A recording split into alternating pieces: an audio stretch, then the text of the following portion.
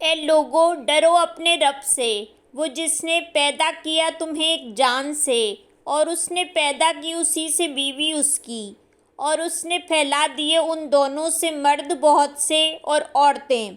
اور ڈرو اللہ سے، وہ جو تم ایک دوسرے سے سوال کرتے ہو اس کے واسطے سے اور رشتوں کو کاٹنے سے،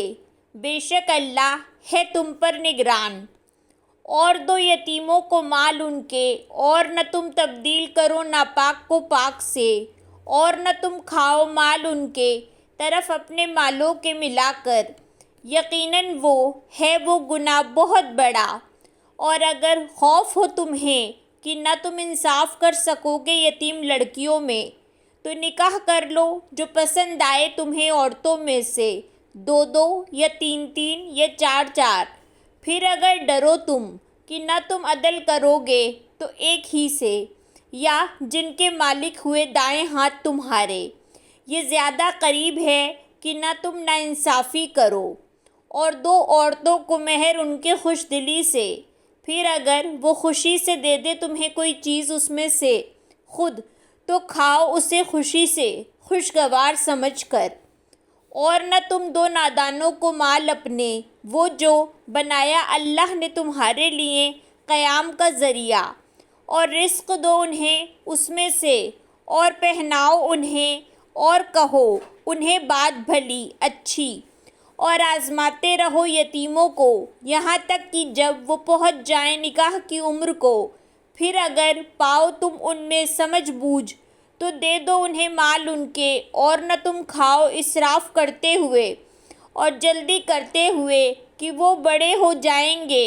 اور جو کوئی ہو غنی، پس چاہیے کہ وہ بچے، اور جو کوئی ہو محتاج، پس چاہیے کہ وہ کھائے بھلے طریقے سے۔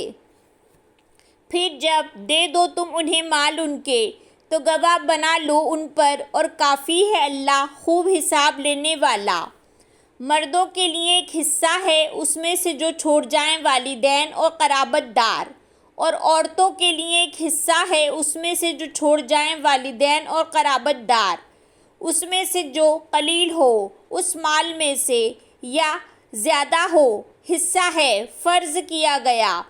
اور جب موجود ہوں تقسیم کے وقت قرابت دار اور یتیم اور مساکین، تو تم دو انہیں اس مال میں سے، اور کہو ان سے بات بھلی اچھی۔ اور چاہیے کہ ڈریں وہ جو اگر وہ چھوڑ جائیں اپنے پیچھے سے اولاد کمزور، وہ خوف کھائیں ان پر، پس چاہیے کہ وہ ڈریں اللہ سے، اور چاہیے کہ وہ کہیں بات درست۔ بے شک وہ جو کھاتے ہیں مال یتیموں کے ظلم کرتے ہوئے، بے شک وہ کھاتے ہیں اپنے پیٹوں میں آگ، اور عنقریب وہ جلیں گے بھڑکتی ہوئی آگ میں۔ تاکید کرتا ہے تمہیں اللہ تمہاری اولاد کے بارے میں، مرد کے لیے مانند حصہ ہے 2 عورتوں کے، پھر اگر ہوں وہ عورتیں اوپر 2 سے، تو ان کے لیے 2/3 ہے جو اس نے چھوڑا، اور اگر ہو وہ ایک عورت تو اس کے لیے آدھا ہے، اور اس کے ماں باپ کے لیے واسطے ہر ایک کے ان دونوں میں سے چھٹا حصہ ہے اس میں سے جو اس نے چھوڑا، اگر ہے اس کے لیے کوئی اولاد۔ پھر اگر نہیں ہے اس کے لیے کوئی اولاد اور وارث ہوں اس کے ماں باپ اس کے، تو اس کی ماں کے لیے تیسرا حصہ ہے۔ پھر اگر ہوں اس کے بہن بھائی تو اس کی ماں کے لیے چھٹا حصہ ہے۔ بعد وصیت پوری کرنے کے تو وصیت کر جائیں اس کی، یا قرض کی ادائیگی کے بعد باپ تمہارے اور بیٹے تمہارے، نہیں تم جانتے ان میں سے کون زیادہ قریب ہے تمہارے لیے نفع میں، فریضہ ہے اللہ کی طرف سے،